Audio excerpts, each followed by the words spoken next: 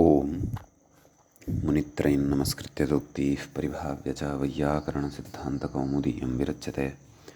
श्रौत्रार्हन्ति चणैर्गुण्यैर्महर्षिभिरहर्दिवं तोष्टुय्यमानोऽप्यगुणो विभुर्विजयतेतराम्। नमः सर्वेभ्यः श्रोतृभ्यः। अस्माभिः गतपाठे यद्यत् पठितं तद् एकवारं स्मरामः। वयं वैयाकरणसिद्धान्तकौमुदी इत्याख्यस्य ग्रन्थस्य स्वरप्रकरणे फिटसूत्रप्रकरणम् इति अवान्तरप्रकरणं पठन्तः स्मः स्वरविषयकम्। अस्य प्रकरणस्य अस्माकं क्रमे तत्र तृतीयः पाठः गतपाठः प्रवृत्तः।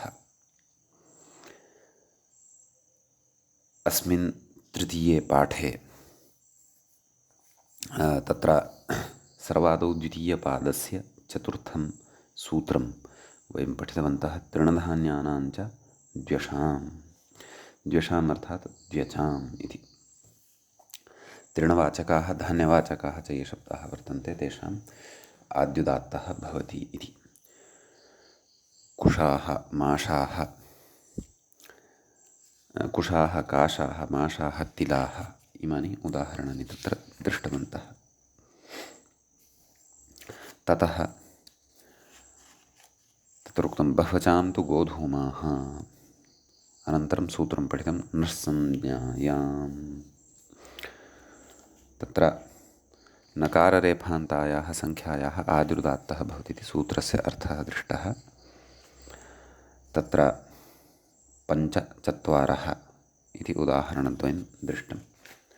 तदनन्तरं स्वाङ्गशिटामदन्तानाम् इति सूत्रं पठितं। षिट् नाम सर्वनामस्थानं भवति। स्वाङ्गवाचिनाम् अदन्तानां सर्वनाम्नाम् आदिरुदात्तः स्यात् इति सूत्रस्य अर्थः दृष्टः। तत्र कर्णाभ्यां चिबुका दधि ओष्ठाविव मधु इति स्वाङ्गवाचिनम् उदाहरणद्वयं दृष्टवन्तः। विश्वो विहायाः इति सर्वनामशब्दस्य आद्युदात्तत्वस्य उदाहरणं दृष्टवन्तः। ततः प्राणिनां कुपूर्वम् इति सूत्रं पठितं। कवर्गात् पूर्वः आदिरुदात्तः। प्राणिवाचकशब्दे यः कवर्गः ततः पूर्वं विद्यमानस्य उदात्तत्वं भवति इति सूत्रस्य अर्थः विस्तरेण ज्ञातः। काकः वृकः शुकेषु मे इमानि उदाहरणानि पठितानि। प्राणिनां किं क्षीरं सर्पिर्मधूदकम् अत्र तु न भवति, यतः प्राणिवाचकत्वं तत्र क्षीरं सर्पिर्मधूदकम् इत्यत्र पठितानां शब्दानां न भवति इति। ततः खय्युवर्णं कृत्रिमाख्या चेत् खैपरे उवर्णम् उदात्तं स्यात् इति अर्थः दृष्टः। कन्दुकः इति उदाहरणं साधितं। ततः उनर्वन्नन्तानाम् इति अग्रिमं सूत्रम् अस्माभिः पठितम्। उनप्रत्ययान्तानां ऋकारान्तानां वन्नान्तप्रातिपदिकानां च आद्युदात्तत्वं भवति इति अर्थः दृष्टः। वर्णुं वो ऋषादसं स्वसारं त्वा कृणवै पीवानं मेषम् इमानि उदाहरणानि तत्र दृष्टानि। ततः सूत्रं पठितं वर्णानां तणतिनितान्ताः वर्णवाचकाः ये शब्दाः वर्तन्ते तेषाम् आदिरुदात्तः भवति इति अर्थः दृष्टः। एतः हरिणः शितिः प्रश्निः हरित् इमानि उदाहरणानि क्रमशः दृष्टानि।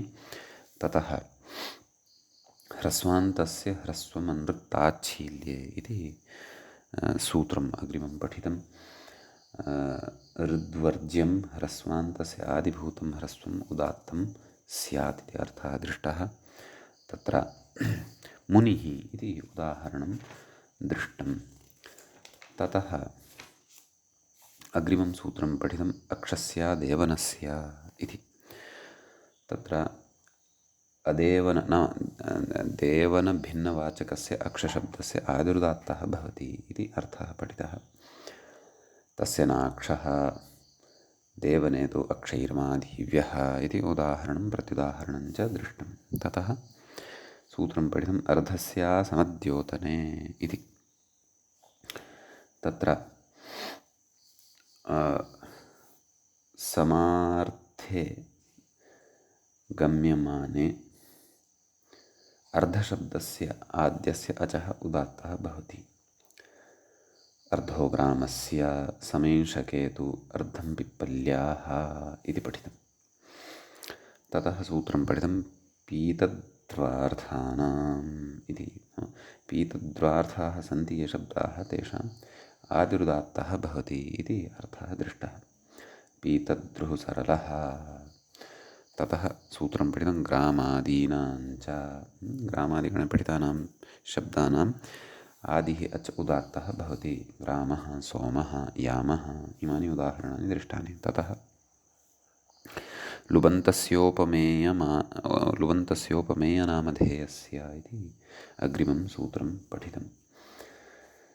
तत्र लुबन्तं भवेत् परन्तु उपमेयवाचकं प्रातिपदिकं भवेत्। तादृशस्य आद्यस्य अचः उदात्तता भवति। चञ्चेव चञ्चा। स्फिगन्तस्य इति पाठान्तरं। स्फिगिति लुपः प्राचां संज्ञा इति पाठभेदविचारः अपि अत्र अस्माभिः कृतः। ततः सूत्रं पठितं न वृक्षपर्वतविशेषव्याघ्रसिंहमहिषाणाम् येषामुपमेयनाम्नाम् आदिरुदात्तः न भवति इति सूत्रार्थः दृष्टः। निषेधः अत्र कृतः। ताल इव तालः, मेरुरिव मेरुः, व्याघ्रः, सिंहः, महिषः इमानि उदाहरणानि तत्र दृष्टानि। ततः राजविशेषस्य यमन्वा चेत्। यमन्वा नाम वृद्धः, नाम वृद्धसंज्ञकः शब्दः। आङ्ग उदाहरणं तु प्रकृते आङ्ग इति भवति। अङ्गाः इति प्रत्युदाहरणं। नाम तद् लुबन्तम् उपमेयनामधेयं शब्दस्वरूपं यद् वर्तते तस्य आद्यस्य अचः उदात्तता भवति यदि राजविशेषस्य कृते सः शब्दः प्रयुज्यमानः यः भवति सः वृद्धसंज्ञकः भवति तर्हि। आङ्ग इति शब्दः वृद्धसंज्ञकः कथं लभ्यते इति सर्वम् अस्माभिः विस्तरेण पठितमेव। तदनन्तरम् अस्माभिः सूत्रं पठितुमारब्धं लघावन्ते द्वयोश्च बफशो गुरुः इति। अस्य तु सूत्रस्य तत्र अर्थविचारः अस्माभिः कृतः। नाम इदं सूत्रं पठ्यमानम् अस्ति, परन्तु अस्य सूत्रस्य उदाहरणं सर्वं द्रष्टव्यं वर्तते। तत्र विचारः कर्तव्यः अस्ति। अन्ते लघौ किमुक्तम्? अन्ते लघौ द्वयोश्च लघ्वोः सत्त्वोः पफ्वचकस्य गुरुरुदात्तः स्यात् इति अर्थः दृष्टः। नाम अन्ते एकम् अक्षरं लघुसंज्ञकं यदि भवति तदा, अथवा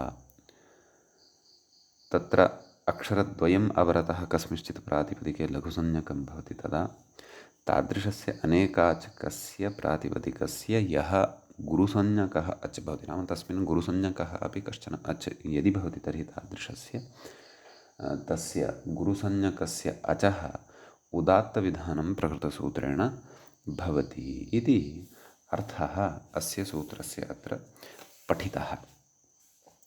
नाम अत्र द्विविधानि निमित्तानि उक्तानि सन्ति।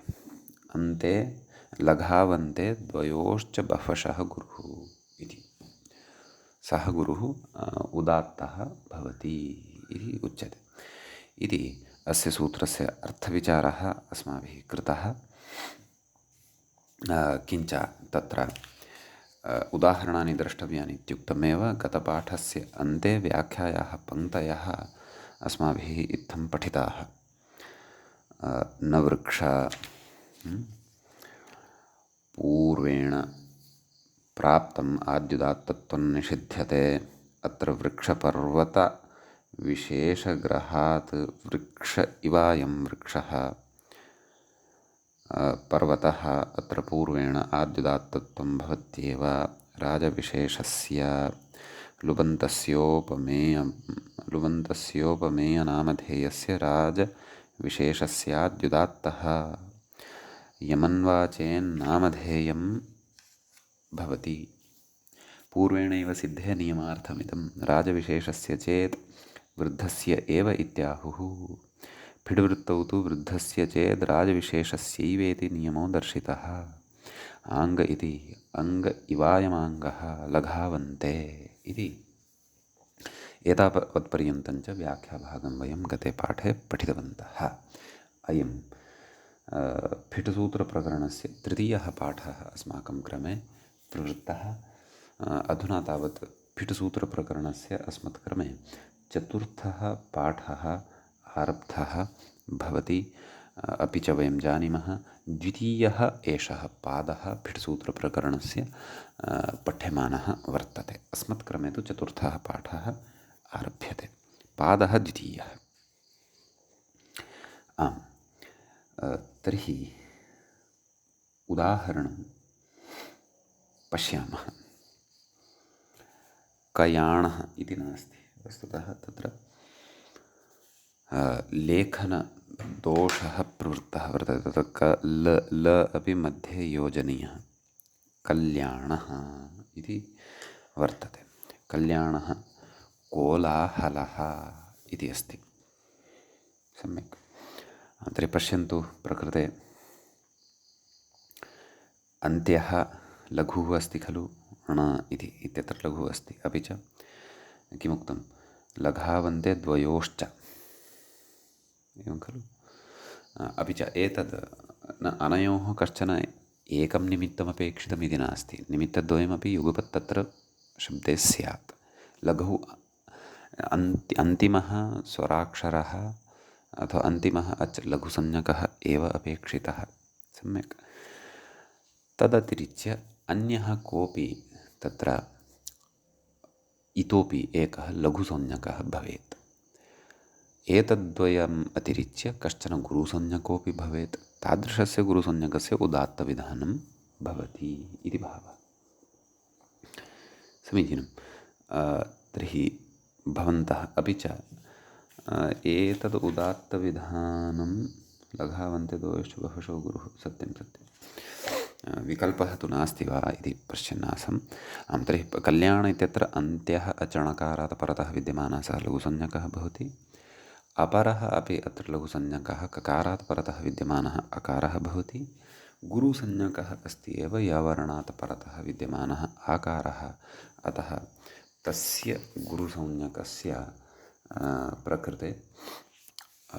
प्रकृतसूत्रेण उदात्तता भवति, उदात्तविधानं भवति इति भावः।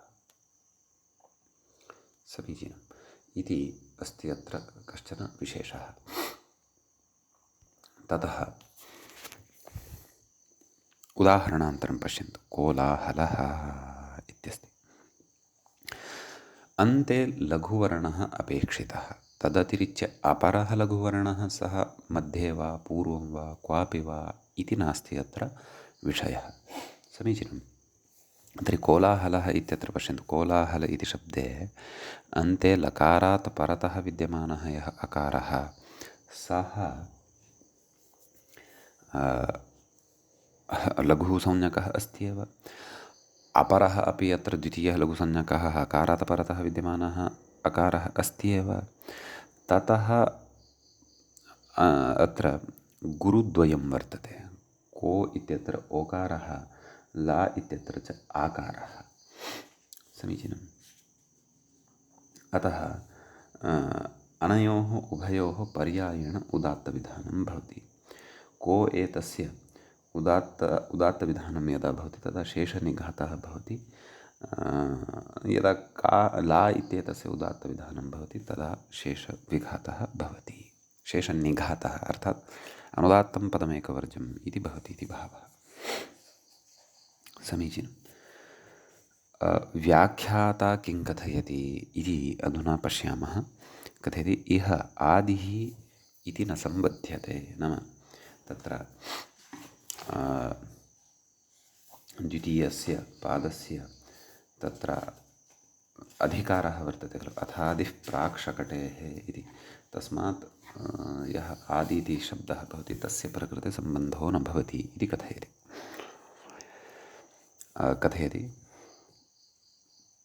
तेन आदेः अपि गुरोः उदात्तः। ओहो, तथा वा? तर्हि आदिः यः गुरुः भवति, तेन अनादेः अपि, नाम अनादिः यः गुरुः वर्तते तस्यापि उदात्तः भवति। यथा कोलाहलः इत्यत्र दृष्टमेव खलु। अत एव वृषाकपि शब्दस्य गुरुरुदात्तः एवं खलु। नाम वृषा इत्यत्र षकारात् परतः विद्यमानः यः आकारः सः गुरुसंज्ञकः उदात्तः भवति इति। वृषाकप्यग्निकुसुकुदिदानाम् उदात्तः इति सूत्रे वृत्त्यादिग्रन्थेषु विभावितं। सम्यक्। न च गुरूणां मध्ये यः आदिः इत्यर्थः अस्त्विति वाच्यं। नाम गुरुसंज्ञकाः ये शब्दाः वर्तन्ते तेषु यः आदिः तस्य उदात्तविधानं भवति इति न वक्तव्यं। कुतः? अग्रे कथयति, अन्यतो ङीष् इति सूत्रे सारङ्गकल्माषशब्दौ लघावन्त इत्यादिना मध्योदात्तौ इति हरदत्तविरोधादिति आहुः। अतः गुरूणां मध्ये यः आदिः भवति तस्य एव अत्र नाम उदात्तता भवति इत्यपि नास्ति। तत्र हरदत्तग्रन्थः पदमञ्जरी व्याख्याता काशिकायाः तद्ग्रन्थविरोधो भवति इति आहुः इति कथयन्ति इति भावः। समीचीनम्। इति सैद्धान्तिकाः चित्राः अन्येपि विषयाः प्रकृते उपस्थापिताः शेखरग्रन्थस्थाः लाघवेन। एतावान् विशेषः अस्मिन् सूत्रे भवति। अग्रिमं सूत्रम् अधुना वयं पठामः। परन्तु अग्रे विषये कथयन् अस्ति खलु, कल्याण इति पर्यायेण आदिमध्यौ उदात्तौ एवं खलु। सत्यं सत्यम्। अत्रापि पर्यायेण, नाम अत्रापि वस्तुतः ककारात् परतः विद्यमानः यः अकारः सः संयोगे परतः गुरुसंज्ञकः भवति खलु। अन्ते लघौ द्वयोश्च लघ्वोः एवं। तर्हि तत्र उभयोः निमित्तं किञ्चन एकमपेक्षितम् इत्येव मन्तव्यम्। समीचीनम्। इति उदाहरणं दृष्ट्वा ज्ञायते। अन्यथा ककारात् परतः विद्यमानः यः अकारः वर्तते सः तु गुरुसंज्ञकः भवति खलु। ह्रस्वं लघु दीर्घञ्च संयोगे संयोगे परतः गुरुत्वं तस्य वर्तते। लकारयकारयोः संयोगेन ककारात् परतः विद्यमानः अकारः गुरुसंज्ञकः वर्तते, एवं किल। ततः एकः अन्ते लघुसंज्ञकः तु अस्ति एव इति व्याख्यातुः विवरणेन अवगम्यते न वा। अतः द्वयोः किञ्चन एकं निमित्तं, नाम अन्ते ह्रस्वः लघुसंज्ञकः अथवा तत्प्रातिपदिके द्वौ वा ह्रस्वौ भवेताम्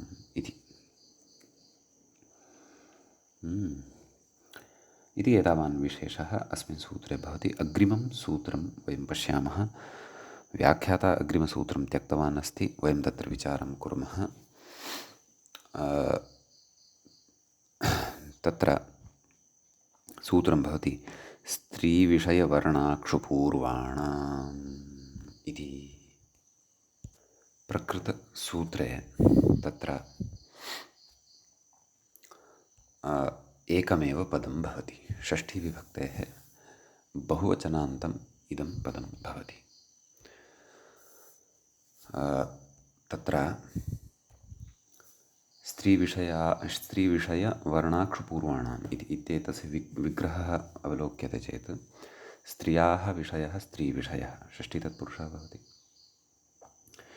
अक्षुपूर्वः यस्य, नाम अक्षु इति शब्दः पूर्वः यस्य सः अक्षुपूर्वः बहुव्रीहिः भवति। स्त्रीविषयश्च वर्णश्च अक्षुपूर्वश्च स्त्रीविषयाक्षुपूर्वाः इतरेतरयोगद्वन्द्वः भवति। तेषां स्त्रीविषयाक्षुपूर्वाणां समीचीनं। तत्र अथादिः प्राक्शकटेः इत्यतः आदिः भिषोन्त उदात्तः इत्यतः भिषः उदात्तः इति च अनुवर्तते। सम्यक्। मूले उच्यते येषां त्रयाणाम् आद्युदात्तः। नाम स्त्रीविषयकं यत् प्रातिपदिकं, नाम स्त्रीलिङ्गे यद् भवति यत् प्रातिपदिकं तत्, वर्णवाचकं यत् प्रातिपदिकम्, अक्षुपूर्वञ्च यत् प्रातिपदिकं, तादृशस्य प्रातिपदिकस्य तत्र आद्यः अच उदात्तसंज्ञकः भवति इति भावः। मूले पश्यन्तु, स्त्रीविषये इति नाम उदाहरणमुच्यते इति शेषः। वस्तुतः येषां त्रयाणाम् आद्युदात्तः एतदनन्तरं पूर्णविरामः मूले स्थापनीयः। यदि भवतां पुस्तके अस्ति तर्हि क्लेशो नास्ति। तर्हि स्त्रीविषये इत्यस्ति। तत्र मल्लिका इत्यस्ति। मल्लिकाशब्दः स्त्रीलिङ्गे भवति, अतः आद्युदात्तता प्रकृते भवति। ततः अनुदात्तं पदमेकवर्जम् इत्यनेन शेषनिघातादिकं भवति। ततः वर्णः वर्णवाचकस्य कथयति शीनी हरिणी। तर्हि तत्र शीनी इति वर्णवाचकः शब्दः वर्तते, हरिणी इत्यपि वर्णवाचकः एव शब्दः भवति। अत्र आद्युदात्तता भवति। ततः यथायोग्यं शेषनिघातः अत्र अवगन्तव्यः। सम्यक्। अक्षुपूर्वस्य उदाहरणम्। अक्षुशब्दात् पूर्वः अस्ति येषान्ते अक्षुपूर्वाः इति विग्रहः मूले उच्यमानः वर्तते। एवं विग्रहः कृतः वर्तते। नाम अक्षु इति शब्दात् पूर्वं कोऽपि शब्दः यदि विद्यमानः भवति, तादृशस्य समुदायस्य प्रकृते नाम आद्युदात्तता भवति, तादृशः एव अक्षुपूर्वः अत्र परिगणितः वर्तते। एवं खलु? एवं तर्हि अक्षुशब्दः पूर्वः यस्य सः अक्षुपूर्वः इति न, अक्षुशब्दात् पूर्वः अक्षुपूर्वः शब्दः इति अत्र विग्रहः कर्तव्यः। लक्ष्यानुरोधेन सः विग्रहः क्रियते। लक्ष्यं किम् अस्ति? तरक्षुः। सम्यक् इति अस्ति। तत्र अक्षु इत्यस्मात् पूर्वं तर् इति वर्तते, मानव। अतः प्रकृते तकारात् परतः विद्यमानः यः अकारः वर्तते तस्य अकारस्य उदात्तता भवति। शेषनिघातादिकं सर्वं पूर्ववत्। सम्यक्। अधुना अग्रिमं सूत्रं वयं पठामः। व्याख्याता अग्रिमसूत्रं प्रति इङ्गितं करोति, कथयति शकुनीनां। मूले सूत्रं पश्यामश्चेत् शकुनीनां च लघुपूर्वम् इत्यस्ति। शकुनीनाम् इति षष्ठीविभक्तेः बहुवचनान्तं पदं भवति। च इति अव्ययपदं भवति। लघु इति प्रथमान्तं भवति। पूर्वम् इत्यपि प्रथमान्तं भवति। भिषोन् उदात्तः इत्यस्मात् सूत्रात् भिषः उदात्तः इति च अनुवर्तते। एवं खलु? अथादिः प्राक्शकटेः इति अधिकारः अत्र कियान् सम्बध्यते न सम्बध्यते वा इति पश्यामः। शकुनीनाम् इत्यत्र कथयति पक्षिवाचिनां पूर्वमिति। मूले पश्यन्तु, पूर्वं लघु उदात्तं स्यात्। एवं खलु? नाम पक्षिवाचकाः ये सन्ति शब्दाः, सम्यक्, तेषु शब्देषु पूर्वं, तर्हि कस्मात् पूर्वम् इति व्याख्याता कथयति अन्त्यात् पूर्वम् इत्यर्थः। अत्रापि आदिरिति न सम्बध्यते पूर्वग्रहणात्। नाम पूर्वग्रहणं कृतमिति कृत्वा आदेः अत्र सम्बन्धः न भवति इति। अतः वस्तुतः लक्ष्यानुरोधेनैव अथवा पूर्वग्रहणादेव अयमर्थः प्रकृते लभ्यते यत् अन्त्यात् पूर्वस्य प्रकृते उदात्तता भवति इति भावः। तर्हि किमुदाहरणं? कुक्कुटः, तित्तिरिः, मध्योदात्तौ एतौ। अन्त्यः कः? अच्। टकारात् परतः अकारः। ततः पूर्वं कः अस्ति? अच्। ककारात् परतः उकारः कुक्कुट इत्यत्र। तित्तिरि इत्यत्र रेफात् परतः इकारः। ततः मध्ये यः ति इति वर्तते तस्य नाम तकारात् परतः विद्यमानस्य इकारस्य तत्र उदात्तता प्रकृतसूत्रेण भवति इति भावः। समीचीनम् इत्यस्ति। ततः पूर्वं लघु उदात्तं स्यात् इति मूले सूत्रार्थः तु उक्तः एव अस्ति। उदाहरणद्वयमपि साधितम्। इतोपि एकम् उदाहरणमस्ति तत्र खञ्जरीटः एवं खलु। तत् अन्यत्र न दृश्यते। खञ्जरीटः कस्य नाम भवितुमर्हति इति एतदर्थं सद्य सकृत् कोशः द्रष्टव्यः। कश्चन पक्षिविशेषः एव, परन्तु तत्र कः पक्षी इति द्रष्टव्यं। खञ्जरीटः अस्ति शब्दकल्पद्रुमे।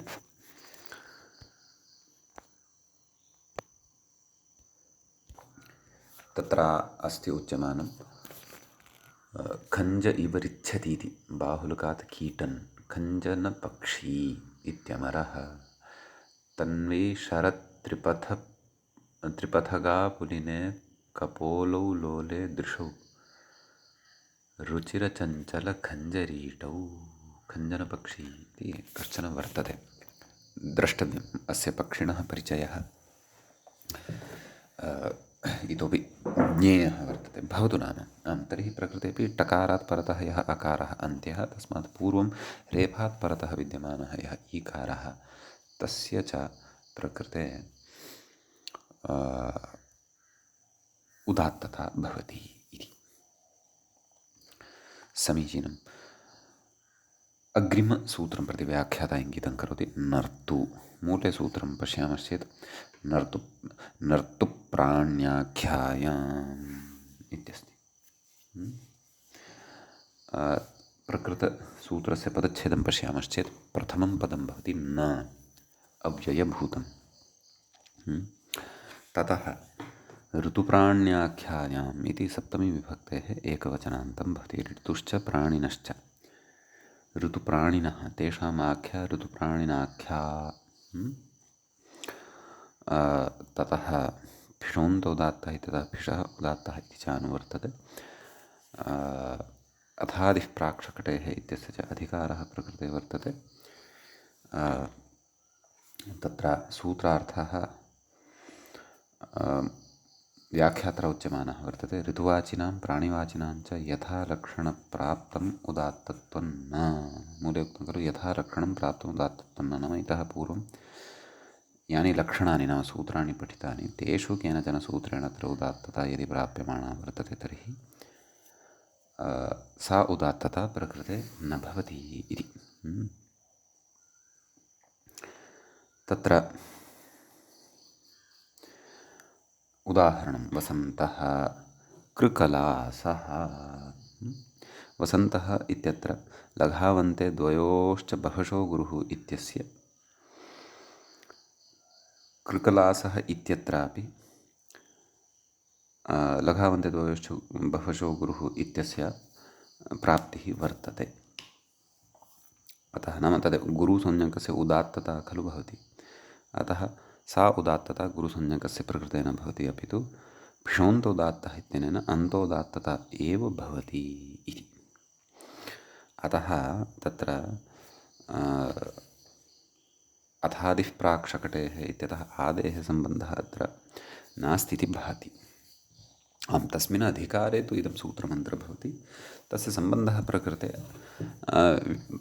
विशिष्टपदग्रहणसामर्थ्यात् व्याख्यानाद्वा न भवति इति तत्र वयं पश्यामः एव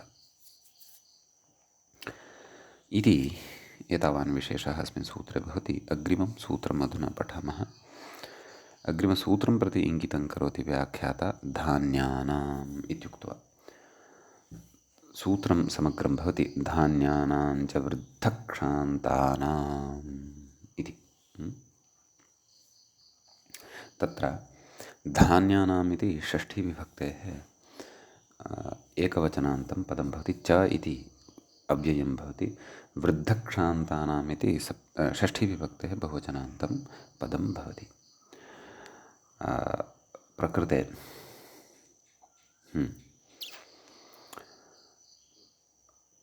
कच शच क्षौ तौ अन्ते येषां ते क्षान्ताः वृद्धाश्च ते क्षान्ताः वृद्धक्षान्ताः तेषां वृद्धक्षान्तानाम् एवं विग्रहः क्रियते। समीचीनम्। क्षान्तानां क्ष इत्यत्र अकारः उच्चारणार्थकः। प्रकृते तद् फिषोऽन्त उदात्तः इत्यतः फिषः उदात्तः इति च अनुवर्तते। अपि च अथादिः प्राक्शकटेः इति अधिकारस्तु अस्ति एव। सूत्रार्थः द्रष्टव्यः। मूले किमुच्यते? आदिरुदात्तः। सम्यक्। व्याख्यात्र उच्यते धान्यवाचिनां वृद्धकशब्दान्तानां वृद्धसंज्ञकाः शब्दाः ये ते, अपि च ककारान्ताः षकारान्ताः च सन्ति ये शब्दाः तेषां च आदिः उदात्तः स्यात् इत्युच्यते। तत्र कान्तानां नाम धान्यवाचिनः ते शब्दाः अपेक्षिताः अथवा धान्यवाचिनः पृथक् अपेक्षिताः वा इति नैव। धान्यवाचिनः एव शब्दाः अपेक्षिताः, परन्तु ते ककारान्तः षकारान्तः वा भवेयुः इति भावः। तर्हि कान्तानाम् उदाहरणम् उपस्थाप्यते श्यामाकाः इति। अत्र श्यामाका इत्यत्र तदेव फिषोऽन्तोदात्तः इत्यनेन अन्तस्य उदात्तता प्राप्ता, परन्तु प्रकृतसूत्रेण आद्युदात्तता भवति। यकारात् परतः विद्यमानस्य आकारस्य उदात्तविधानं भवति। शेषनिघातः यथा पूर्वम् अथवा यथा योग्यं द्रष्टव्यः। तदनन्तरं शान्तानां माषाः इति वर्तते। प्रकृते व्याख्याता कथयति माषा इति अत्रोशीनरेत्यनेन तत् सूत्रमग्रे आगच्छेत् इत्यनेन तृणधान्यानाम् इत्यनेन नाम उशीनर इत्यादि सूत्रं तृणधान्यानाम् इति च यत् सूत्रं वर्तते इत्यनेन च आद्युदात्तत्वस्य सिद्धत्वात् एवं खलु नैषादकाः राजमाषाः इति उदाहर्तव्यम्। एवं खलु राजमाषाः अत्र वस्तुतः उदाहरणं भवति इति उदाहरणम् अत्र द्रष्टव्यम्। सम्यक्। वस्तुतः राजमाष इति शब्दः षकारान्तः नाम मूर्धन्यषकारान्तः नास्ति खलु, अकारान्तः एव खलु भवति। अतः वृद्धक्षान्तानाम् इत्यत्र ककारः कच षश्च एवं विग्रहः कर्तव्यः। क्षौ इति नाम ष इति अक्षरविशेषः तत्र ग्राह्यः। ततः ष इति षकाराकारसङ्घातरूपः ष इति शब्दः यस्य अन्ते वर्तते तस्य आदिरुदात्तता भवति इति भावः। अतः व्याख्यात्र किमुक्तं राजमाष इति उदाहरणं तत्र द्रष्टव्यम्। अग्रे गच्छति फिट् वृत्तौ तु सूत्रे च शब्दो न पठितः। एवं खलु नाम राजमाषशब्दः न पठितः वर्तते इति भावः, परन्तु तस्यैव युक्तिः अत्र भवति इति भावः। वृत्तौ गुरुरुदात्तः इति व्याख्यातं न त्वादिरुदात्तः इति।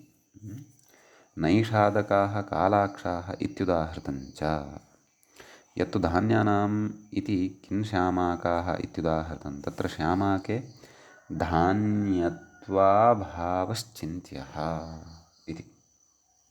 इति शेखरग्रन्थस्थः कश्चन विचारः अत्र उपस्थापितः भवतु।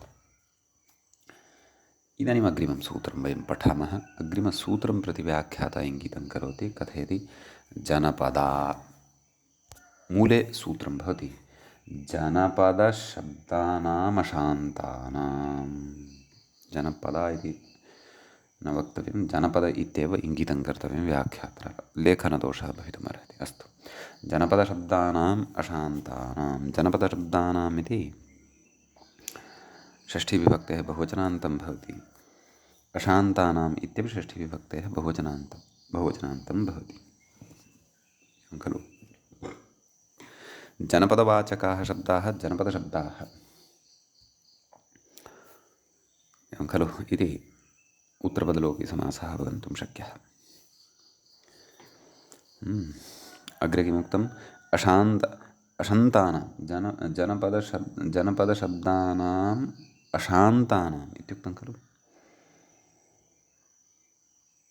अशान्तानां, वस्तुतः अत्र पाठभेदः दृश्यते। अशन्तानाम् इति, अश् नाम अच् इति प्राचां संज्ञा इति खलु उक्तम्। अतः अश् अन्ते येषान्ते अशन्ताः तेषाम् अशान्तानाम् एवं खलु। तत्र अथादिः प्राक्शकटेः इत्यतः आदिः नाम सः अधिकारः अनुवर्तते। भिषोन्त उदात्तः इति च ततः च भिषः उदात्तः इति च अनुवर्तते। कोऽर्थः? मूले तु शेषपूरणेन उक्तं। किम्? आदिरुदात्तः। व्याख्यायां पश्यामश्चेत् जनपदवाचिनाम् अजन्तानाम् आदिरुदात्तः स्यात्। नाम तादृशाः अजन्ताः शब्दाः ये जनपदवाचिनः सन्ति तेषाम् आदिः यः स्वरः सः उदात्तसंज्ञकः भवति इति सूत्रस्य अर्थः। एवं खलु, जनपदवाचिनाम् अजन्तानाम् आदिः उदात्तो भवति। केकयः अन्तोदात्तता प्राप्ता प्रकृतिसूत्रेण आद्युदात्तता भवति एवं खलु। किं कथयति? एकमेव उदाहरणं दत्तं। व्याख्याता कथयति किम्? अत्र परत्वात् यान्तस्य अन्त्यात् पूर्वम् इति सूत्रमेव वर्तते। स्वरेण भाव्यम्, अतः अङ्गाः वङ्गाः इत्युदाहर्तव्यम् इति वदन्ति तज्ञा एतद् विद्वांसः। शेखरकारः किमपि कथयति वा? एवं यत्तु यान्तस्यान्त्यपूर्वम् इत्यनेन परत्वादत्र भाव्यमिति तन्न, सः तु तत् मास्तु इति कथयति। बाध्यसामान्यचिन्तामाश्रित्य तस्याप्यनेन बाधादित्याहुः अङ्गाः वङ्गाः इत्यप्युदाहरणम्। जेत्यादिकिम् आम्रः अङ्गो राज। अस्तु, नागेशेन तु तत् खण्डितं वर्तते, नाम तन्न इत्युक्त्वा। अस्तु इति अयम् एतावान् अस्ति अत्र विचारः। अग्रिमं सूत्रं पठामः। व्याख्याता इङ्गितं करोति हृदयादीनाम् एवं किल। तत्र मूले पश्यामश्चेत् हृदयादीनाम् असंयुक्तलान्तानामन्तः पूर्वं वा इत्यपि अस्ति। अस्तु, समग्रं सूत्रमेव अस्ति। हृदयादीनाम् असंयुक्तलान्तानामन्तः पूर्वं वा इत्यस्ति। सूत्रस्य पदच्छेदं पश्यामः। हृदयादीनाम् इति षष्ठीविभक्तेः बहुवचनान्तं भवति। असंयुक्तलान्तानाम् इति षष्ठीविभक्तेः बहुवचनान्तं भवति। अन्तः इति प्रथमान्तं भवति। पूर्वम् इति अपि प्रथमान्तं भवति। वा इति अव्ययं भवति। सम्यक्। तत्र क्षन्तव्यः, मया सूत्रं प्रमादवशात् हृदयादीनाम् इति पठितं, तथा नास्ति। पुनः पठामि। हयादीनाम् असंयुक्तलान्तानाम् अन्तः पूर्वं वा इत्यस्ति सूत्रं। विग्रहः द्रष्टव्यः। हयादीनाम् इति यत् षष्ठ्यन्तं वर्तते तत्र हय आदिः येषान्ते हयादयः। हय नाम किं? मूले कथयति हय इति हल् संज्ञा। एवं खलु। प्राचां हलां संज्ञा है इति भवति। ततः है आदिः येषान्ते हयादयः तेषां हयादीनां असंयुक्तलान्तानां न संयुक्तः असंयुक्तः एवं खलु न तत्पुरुषः। लः अन्ते येषान्ते लान्ताः असंयुक्त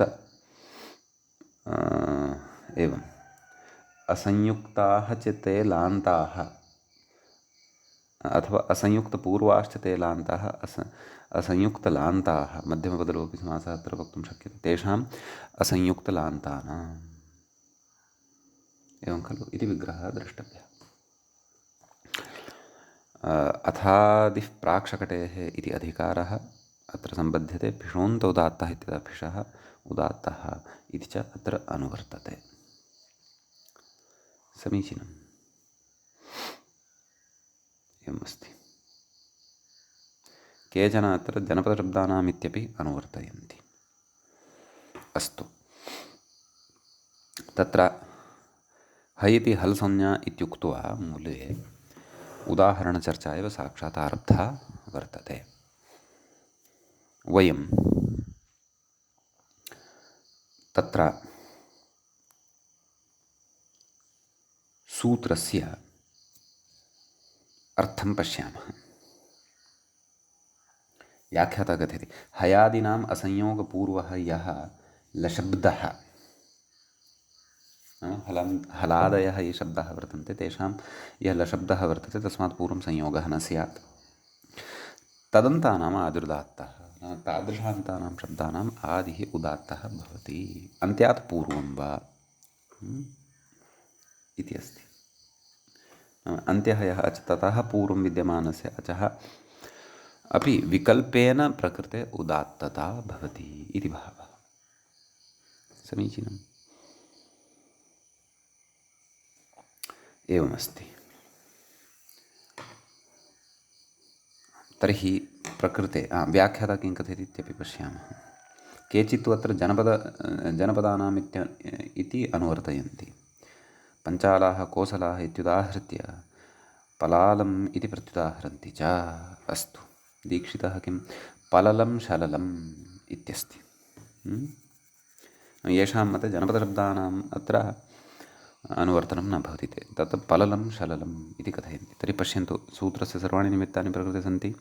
पलल अथवा शलल इति शब्दः हलादिः वर्तते। हयादिः नाम हलादिः वर्तते। अपि च तत् उभयत्रापि लकारः तादृशः वर्तते यस्मात् पूर्वं संयोगः नास्ति। सम्यक्। अतः प्रकृते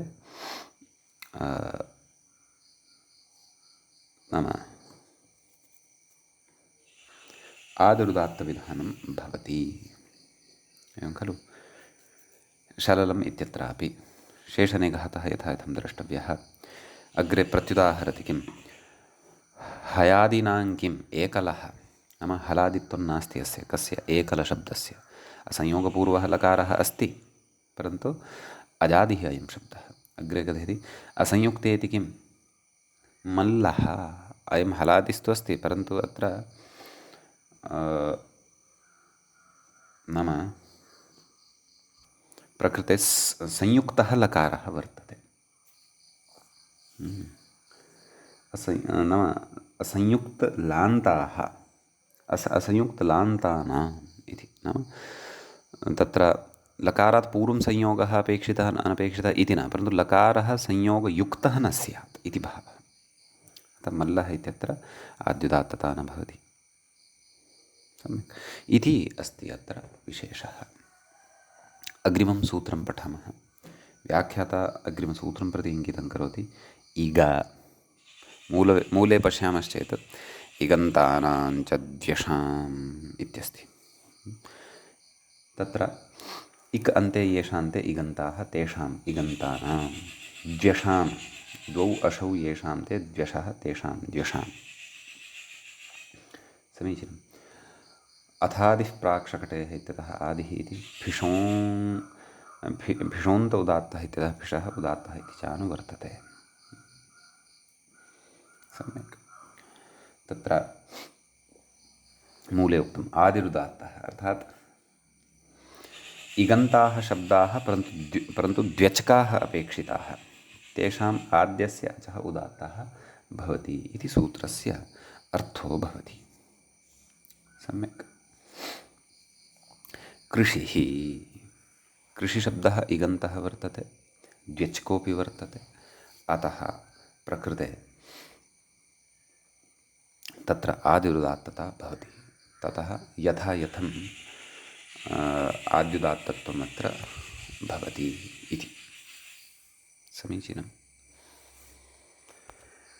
व्याख्याता अत्र किं कथयन्नस्ति इति पश्यामः।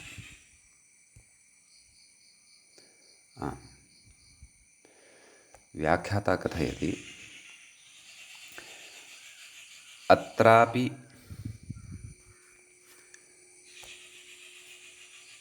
जनपदानाम् इत्यनुवर्त्य कुर्वश्चेदय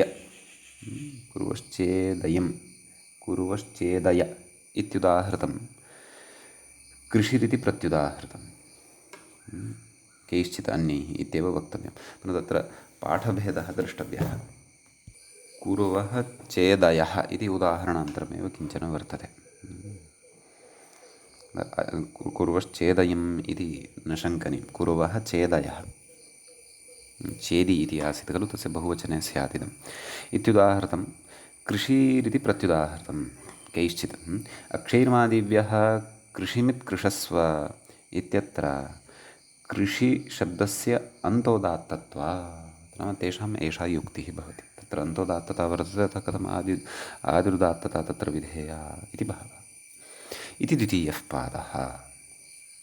मूलेऽपि उक्तम् इति फिट् सूत्रेषु द्वितीयः पादः। समीचीनम्।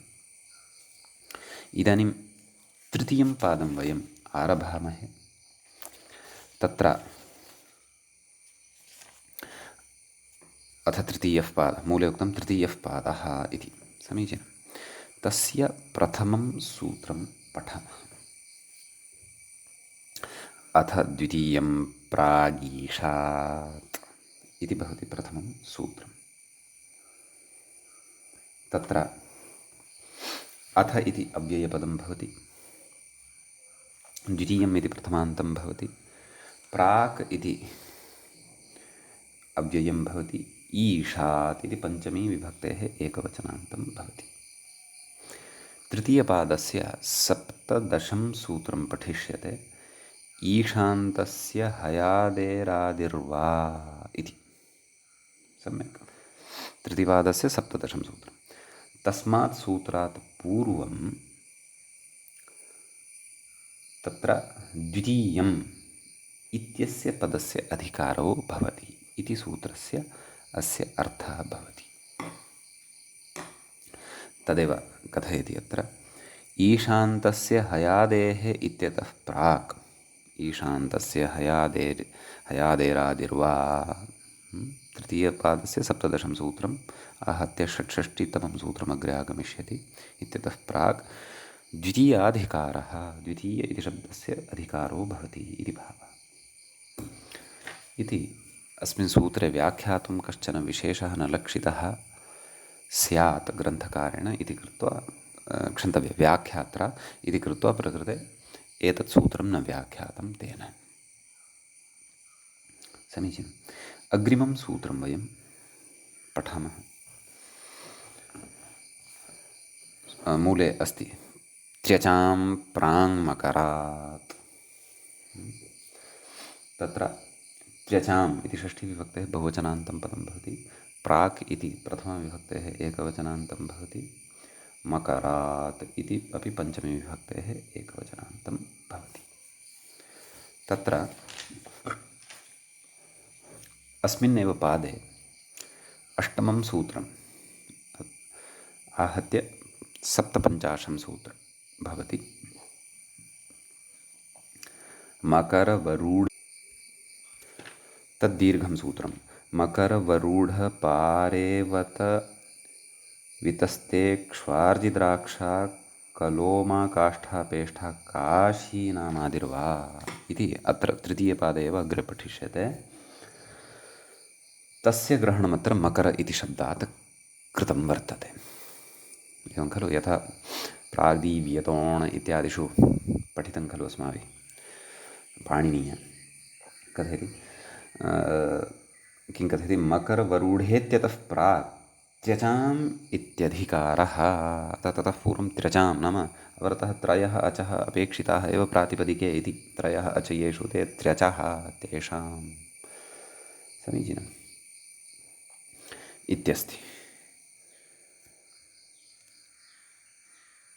इति अयमपि अधिकारः वर्तते। तर्हि अयं द्वितीयः प्रागीषात् इति प्रथमः अधिकारः यः पठितः, तत्र तृतीयपादस्य सप्तदशं सूत्रम् ईशान्तस्य हयादेरादिर्वा इति, अपि च त्रिचां प्राङ् मकरात् इति च अपरः अधिकारः अत्र स्मर्तव्यः इति अधिकारद्वयम् उक्त्वा ततः परम् अग्रिमं सूत्रमुच्यमानं वर्तते शान्तनवाचार्येण, स्वाङ्गानाम् अकुर्वादीनाम् इत्यस्ति। तत्र स्वाङ्गानाम् इति षष्ठीविभक्तेः बहुवचनान्तं भवति, अकुर्वादीनाम् इत्यपि षष्ठीविभक्तेः बहुवचनान्तं भवति। तदेव प्रकृते अथ द्वितीयं प्रागीषात् इत्यतः द्वितीयम् इत्यनुवर्तते। ततश्च त्र्यचां प्राङ् मकरात् इत्यतः त्रिचाम् इत्यनुवर्तते। भिषोन्त उदात्तः इत्यतः भिषः उदात्तः इति च अनुवर्तते। सम्यक्। ततः सूत्रस्य अर्थः द्रष्टव्यः। ततः विग्रहोऽपि कर्तव्यः।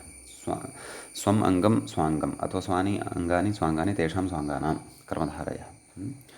अकुर्वादीनाम् अस्य विग्रहोऽपि द्रष्टव्यः। कुश्च रच वच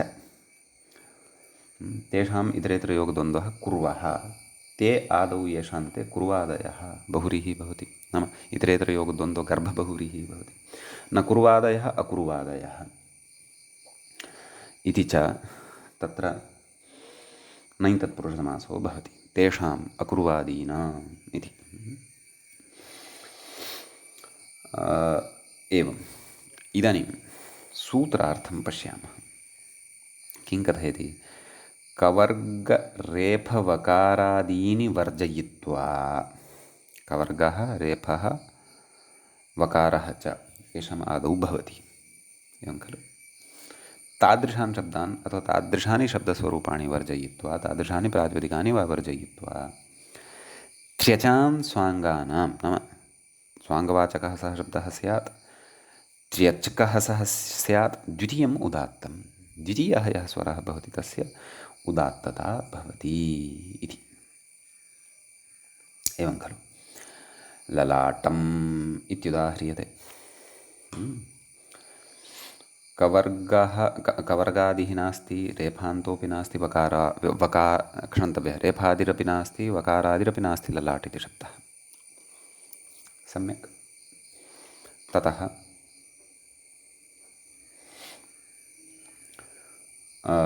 अपि च त्र्यचकः वर्तते, स्वाङ्गवाचकः वर्तते। अस्य द्वितीयः लकारात् परतः यः आकारः तस्य उदात्तविधानं भवति, शेषनिघातेन अनुदात्तत्वं भवति।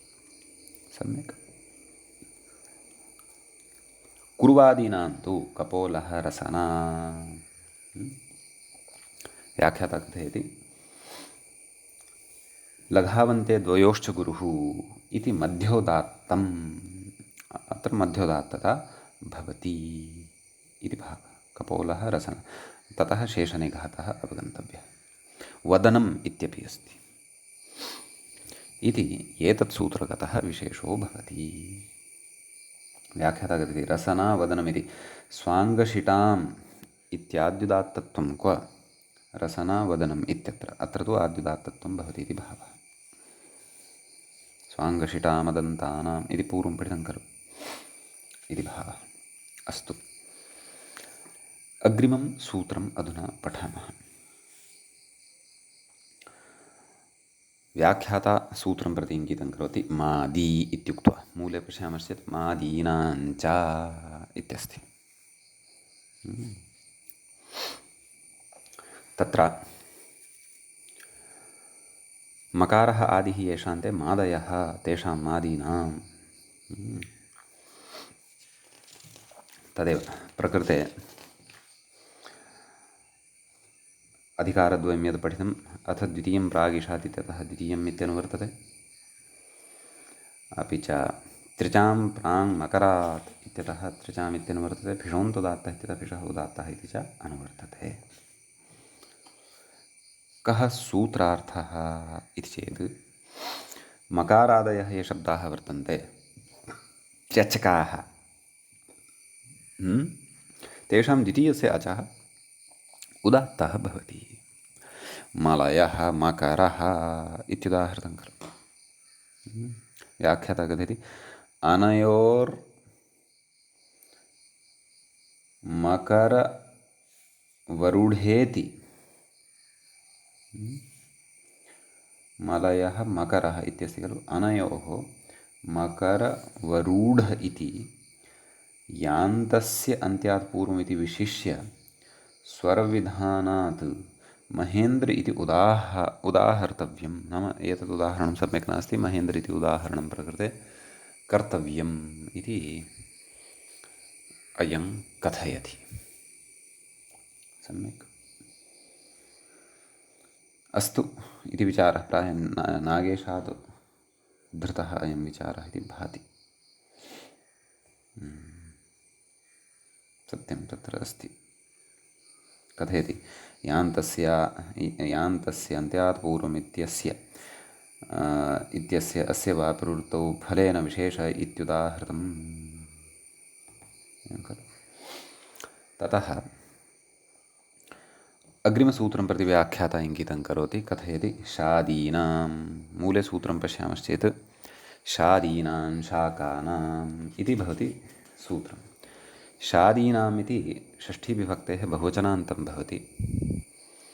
शाकानाम् इत्यपि षष्ठीविभक्तेः बहुवचनान्तं पदं भवति। समीचीनं।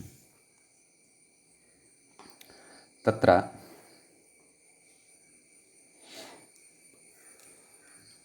श आदिः येषान्ते शादयः तेषाम्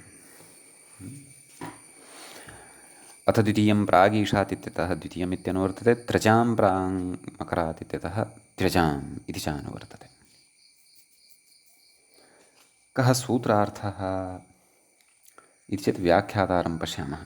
शकारादीनां शाकवाचिनां त्यजान् शाकवाचिनः अपेक्षितः, परन्तु शकारादयः अपेक्षितः। त्यजां द्वितीयम् उदात्तं स्यात् इति। एवं खलु। शीतन्या शीतपुष्पा इत्यस्ति। शाकवाची शब्दः वर्तते। क्षन्तव्यः, शीतन्या शतपुष्पा इति अस्ति खलु। शीतन्या इत्यत्र तद् शादीनां शाकानाम् इत्यनेन द्वितीयस्य तकारात् परतः विद्यमानस्य अचः उदात्तता भवति। उदात्तादनुदात्त शेषनिघातात् परम् उदात्तादनुदात्तस्य स्वरितः इत्यादिकमत्र द्रष्टव्यम्। अपरम् उदाहरणं शतपुष्पा इति प्रदत्तं वर्तते, परन्तु तत्तु त्र्यच्कं नास्ति खलु। शतपुष्पा इति चतुरच्कं वर्तते। अतः अस्य उदाहरणस्य सङ्गतिः द्रष्टव्या। व्याख्याता कथयति केचित्तु तु इति वक्तव्यं सादीनामिति पठित्वा सर्षपा इत्युदाहरन्ति। नाम पाठभेदः मतभेदो वा प्रकृते वर्तते इति भावः। सम्यक्। अद्य एतावता एव अलम्। अग्रिमं सूत्रम् आदाय अग्रिमे पाठे उपस्थिताः भविष्यामः। अद्यतनपाठः अत्रैव उपसंह्रियते। मङ्गलं कुर्मः। मुनित्रयं नमस्कृत्य तदुक्तिः परिभाव्य च वैयाकरणसिद्धान्तकौमुदीयं विरच्यते। श्रौत्रार्हन्ति च नैर्गुण्यैर्महर्षिभिरहरिदिगन्तोष्टुयमानोऽप्यगुणो विभुर्विजयतेतराम्। एवञ्च तत्र फिटसूत्रप्रकरणस्य अस्माकं क्रमे चतुर्थ एष पाठः सम्पन्नतां गतः। नमः सर्वेभ्यः श्रोतृभ्यः भवद्भ्यः।